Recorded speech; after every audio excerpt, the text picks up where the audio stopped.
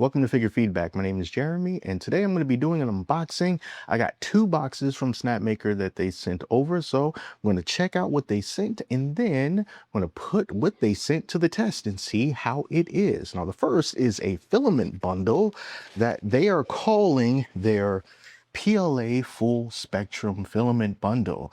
So they really are like full speed ahead when it comes to full spectrum color mixing.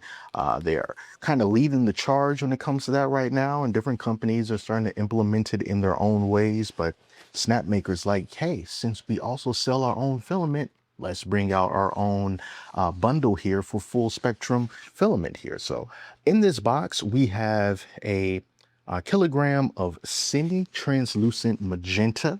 So that would be the M.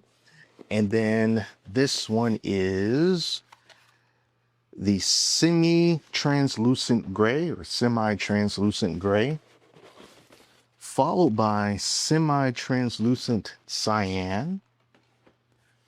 And lastly, semi-translucent yellow.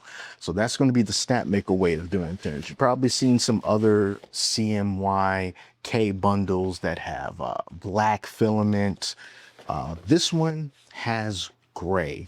So we're going to do some full color or some full spectrum printing and see how that turns out with this. Another thing that they sent me came in a much larger box that I'm just going to drag along the floor here because it contains the highly anticipated U1 top cover. And check it out, it comes with two books because it's not just a plastic cover that you put on the top of the U1 in order to keep heat in. It does more than that. Does your top cover come with an instruction manual and safety guidelines? I think not. But yeah, it seems like it's pretty simple to put together. But they did provide this nifty book to go along with it. And this is not just a plastic cover. It actually has an internal circulation kit built in along with an external circulation kit. And this is going to make it so that you could print, we're going to see how it works out with those higher temperature materials like ABS and ASA. But at the same time, in addition to circulating the air properly when it comes to printing with other materials that don't require that kind of heat, but also has filtration. So if you are printing with something like ASA or ABS that has fumes or any type of filament that could give off fine particles, it should be able to filter those out using this top cover. And yeah, we'll see how that works out as well.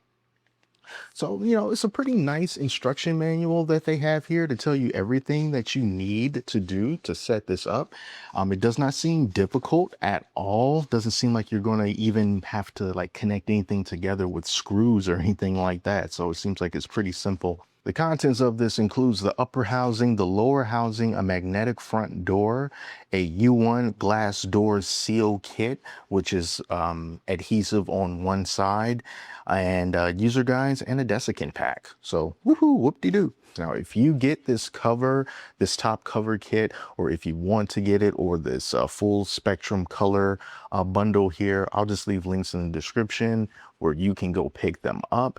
You just have to make sure that you have the firmware updated to at least 1.5.0. I think as of I record this right now, it's 1.52, which is the latest one. So make sure you do that first, and then you'll be able to get this top cover all connected. So I'm going to do that, and we'll see how it turns out. Getting this lid assembled is a breeze. So we got these two main parts that quite literally just snap into each other. You just got to make sure you have everything lined up just right, and then you'll be able to slot the left side and the right side in together, and it's a pretty secure fit. So that's the first part done. At that point, you just got to flip it around just like this. And then we have one long cable that we just have to make sure stays on the outside. Now, the most fiddliest part of this is putting it on top of the Snapmaker U1 because you have to make sure that the wires that are sticking up from the print heads are sandwiched in between those two mechanisms at the top, the fans. Because if you don't, when you try to put the lid down securely, it's not going to be able to fit properly. So just make sure that those are in the middle and they aren't being pinched. And then you can take that magnetic cover and just stick it right in the middle. This is just going to come on and off. It's not on a hinge. And now you have to take these black strippings that are adhesive on one side and you have to just line it up on the door. The black strip that's closest to the printer, it needs to overlap a little bit to help, keep that heat inside. But then you just have to make sure that you do that on all sides of the door, and the instructions tell you how. The printer, when it's updated, is automatically going to know when the top cover is on, and then you'll be able to access it from its own settings box. And you'll see here that you're able to control it from here as well, just so you can make sure that the exhaust fan and the recirculation fan is working properly. You'll be able to choose the percentage of the speed that you want. But when you're actually printing with it, it is going to automatically decide what's the most appropriate fan to use and the most appropriate mode to use depending on the filament that you're using. But at this point, all systems are go. So what's the actual printing experience like with this new top cover for the U1? And like I said earlier, I think that this is just awesome because it's not just a custom fit plastic cover that you put on top of the printer and then just hope that everything else works out in the end. I love the fact that they implemented this recirculating fan along with the filter and this exhaust fan that's right here on the left side. So when you're printing with lower temperature materials like PLA, like I was doing with this full spectrum filament bundle, I was able to keep this front door closed. I was able to keep the door right here completely sealed. And I never had a problem with my PLA prints not coming out looking very good or warping or getting too hot and starting to droop and sag because it was too hot in the chamber. It does a great job of just blowing that hot air right out the back. Put your hand up there, you can feel it. You can put some paper right there. You can see it. It's really exhausting that heat. And when it comes to printing with the higher temperature materials, when I usually print with like ABS or ASA, the ones that I use, they tend to be kind of smelly. And I have to say that the smell was seriously mitigated with the U1's top cover and this recirculation fan that they have and the filter that they're using, and there's nothing blowing out of the back while that is happening. And even the smelliest of the ASA filament that I use when I'm testing different things did not really smell that bad. It was a very faint smell. It was some of the best circulation that I have experienced with a printer, and the fact that it just came from this top cover, I mean, that's something to be happy about for sure. So let's talk more about this full spectrum filament bundle, and I'm going to look for a link for it on Snapmaker store if it's available, and if it is there, I'll make sure to put that in the description. So like I said earlier, you are going to get yellow filament, you're going to get cyan, you're going to get magenta, and you're also going to get gray. If you're wondering what this green is ASA that I was testing out. This is not a part of the full spectrum bundle, but the gray is. And I printed a couple of things to just take advantage of it, see what it could do. So the first thing I decided to print was this chameleon here. Now this chameleon did not have any color on it, so I had to paint it inside of Snapmaker Orca. I'm not the best filament painter, but I did what I could. So as you see at the very bottom, this is more of a orangish, almost like a tangerine kind of a color. And that's not present inside of the full spectrum filament bundle, but that's just the whole point of color mixing these different colors together to come up with brand new colors that you don't have on a spool. And this chameleon was printed at a 0.08 millimeter layer height, and it took around 12 hours or so to print. So right here on the yellow portion, you can just say that, hey, this yellow is just the regular yellow from the spool. Fair enough. You can even say that this sort of magenta-y color looks very similar to the magenta that's already on the spool. And that's just a result of me trying to do the color mixing, but at this point not letting it show as prominent as it could. But that all started to change when she get up to the purple, because there's no purple filament on any of those spools. So mixed together, they created purple and then this green as well, all mixed together. And I was able to create this green. I even have like little orange for the eyes.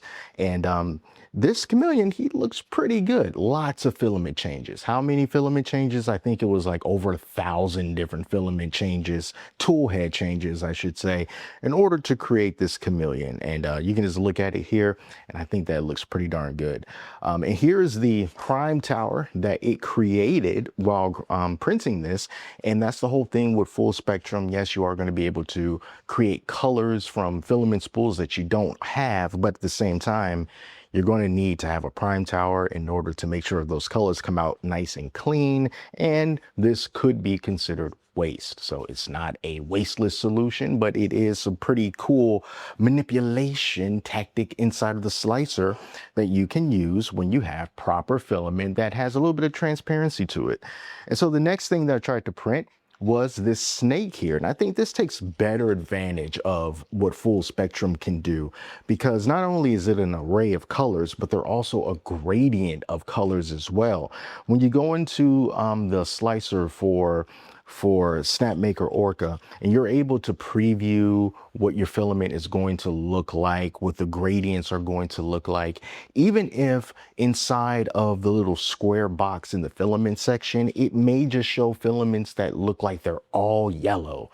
But if you actually go in and try to edit it, it'll tell you, well, this filament is actually going to look more green in color. So if you really want to know what your colors are going to look like, try not to just depend on what the preview square shows you on the left side of the screen. Actually go into that color and see what the slicer is telling you what that color is going to be once properly mixed.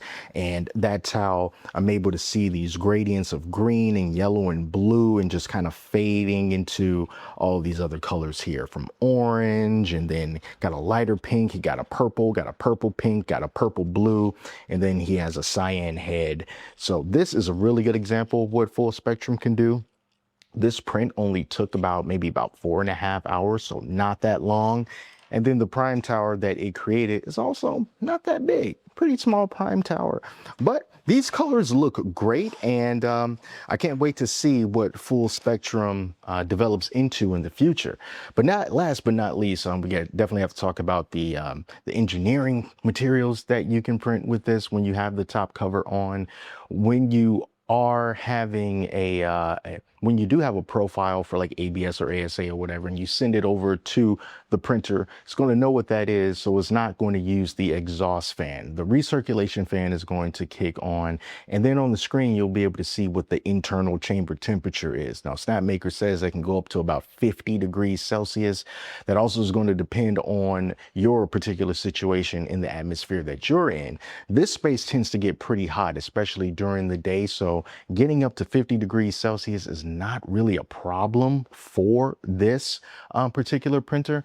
In fact, when I printed the Benchy that is currently in there right now, the internal temperature had gone up to 60 degrees Celsius, and the Benchy printed out just fine. It looks really good. You can take a look at it here. I'm not going to sit here and act like everything has been a complete success. I have had failures when trying to print with engineering materials as well. For example, this was with some black ASA when I also tried to print a Benchy, and it failed. It got maybe about halfway through, and then it just gave up. The only difference was when I tried to print this, the chamber temperature was around or a little bit above 50 degrees Celsius. And then when I swapped over to a different ASA filament and immediately started printing again, that chamber temperature was still kind of holding on in there. So it eventually rose to a little bit above 60 degrees Celsius by the time it had reached the point where this one had failed. And then the whole thing managed to complete. So maybe with this, you want to let it run for a little bit just to build up that heat inside the chamber to maximize your chances of success. I've seen people print successfully with engineering materials with, like a cardboard box on top of this thing. So I don't know why it wasn't working for me as flawlessly as them. But yeah, that is what happened. I am using one of those BQ glacier plates as well for the engineering filament, and I'm sure that that helps as well. But yeah, I think that this is a great addition to the U1. The price, I think, will probably be the biggest deciding factor for people. I think that if you really want to print with engineering materials, this would be your best bet for this particular type of printer for the U1. If you want to also incorporate things like circulation into the mix as well as exhaust into the mix, it'll be kind of like your all-in-one solution. Because it's passive heating, of course, it's not going to be as good as a printer that has an actively heated chamber that's just pushing that hot air in there and can go up to even higher temperatures by default, like 65 degrees Celsius or maybe even more. But, this can get you somewhat close to that, but it's not going to be absolute. And it doesn't make the printer a whole lot bigger. Of course, you're going to get some more vertical space on there, but this definitely looks like something that they thought about before releasing the printer. I think that is a nice design. I haven't had any problems with it, and I think it's cool. I think it's cool. So go ahead, check out the top cover if you're interested in it. The price escapes me right now, but I'll put it on the screen and you'll be able to see if it's going to be worth it for you. And then you can also check out the full spectrum filament bundle for your full spectrum printing. And these are RFID spools, so Snapmaker U1 knows exactly what they are. The slicer is going to know exactly what they are as well, so it'll save you some time and effort from fiddling around with filament settings if that's something that you don't want to do. But that is going to do it for now. I want to thank you all so much for watching. Until next time, take care of yourselves, and I'll speak to you soon.